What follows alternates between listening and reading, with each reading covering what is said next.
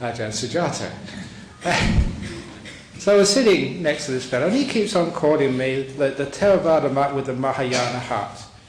And also when I was in Bangkok, I saw Dr. Yifa, who was at our global conference last year, and we always argue, not argue, but not an argument, it's a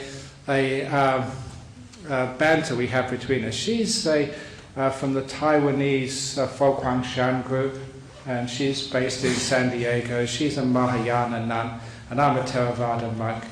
And I said, when are you going to have some disciples? Because she goes around from place to place, but she never trains any other nuns. And I said, look at me, I train all these disciples, I've got all these monks with me in the monastery.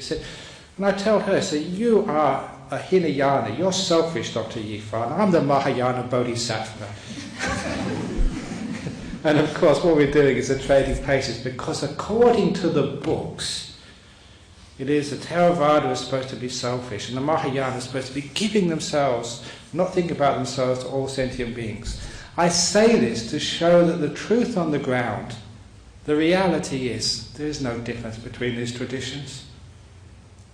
Now you'll see sort of so-called Theravada monks like myself going around the world, busting your gut to sort of teach other people, working really hard, spreading the Dhamma, helping out, looking after other people, serving and giving until it hurts. What is the difference? And actually, in reality, there is no difference. Because no matter what Buddhist tradition you follow, the general training, teachings, principles of Buddhism, like virtuous conduct, which is common sense, that's why it's common to all traditions. Being kind to others, being kind to yourself. One of the reasons why Buddhism is strong in that virtue is because all these beliefs and these dogmas, they actually confuse your virtue. They stop common sense having any power.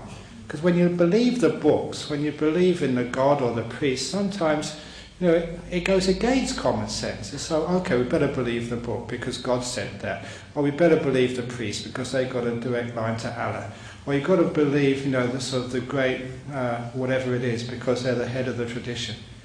And sometimes it's those beliefs and dogmas actually stand in the way of obvious common sense. But Buddhism, we don't have those beliefs and dogmas, and so common sense has the freedom to express itself. So what you hear here is common sense. But the amazing thing here is there's nothing to stop that common sense. There's no dogmas or texts to say, common sense is wrong, believe me instead.